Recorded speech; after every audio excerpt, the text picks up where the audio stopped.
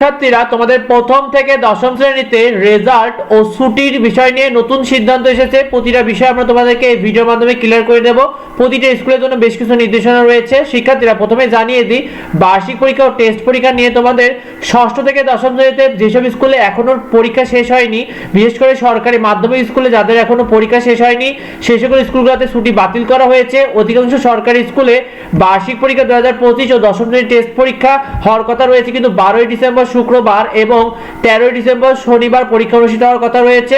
শিক্ষার্থীরা তোমাদের কাদের স্কুলে 12ই ডিসেম্বর ও 13ই ডিসেম্বর পরীক্ষা হওয়ার কথা রয়েছে কমেন্টে অবশ্যই আমাদেরকে জানিও। শিক্ষার্থীরা তোমাদের প্রথম থেকে পঞ্চম শ্রেণীতে যে সকল স্কুলগুলো রয়েছে, বিশেষ করে প্রাইমারি স্কুলে যে সকল স্কুলগুলোতে পরীক্ষা বাদ রয়েছে প্রাথমিক বিদ্যালয়ে, সেসব স্কুলগুলোতে 11, 14, 15 এই 3 দিনের ছুটি বাতিল করে এই 3 দিন পরীক্ষা অনুষ্ঠিত হবে বলে তারা সিদ্ধান্ত নিয়েছে।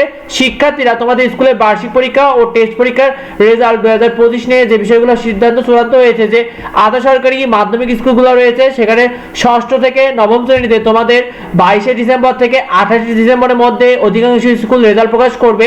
শিক্ষার্থীরা তোমাদের যারা প্রাথমিক স্কুলগুলোতে পড়ে সেগুলোতে প্রথম থেকে পঞ্চম শ্রেণীতে তোমাদের 25শে ডিসেম্বর থেকে 30শে ডিসেম্বরের মধ্যে রেজাল্ট প্রকাশ করে দেবে। আর সরকারি মাধ্যমিক স্কুল সেই সাথে দশম শ্রেণীর টেস্ট পরীক্ষার রেজাল্ট তোমাদের কিন্তু 30শে ডিসেম্বরের মধ্যে রেজাল্ট প্রকাশ করার নির্দেশ দিয়েছে শিক্ষা মন্ত্রণালয়। শিক্ষার্থীরা তোমাদের কাদের স্কুলে কত তারিখে রেজাল্ট প্রকাশ করার কথা রয়েছে কমেন্টে অবশ্যই আমাদেরকে জানিয়ে দিও। আর পরবর্তী আপডেটগুলো পেতে অবশ্যই আমাদের চ্যানেলটিকে সাবস্ক্রাইব করে রাখো, ভিডিওটি বেশি বেশি করে বন্ধুদেরকে শেয়ার করে দাও যাতে অন্যরা এই বিষয়টি জানতে পারে।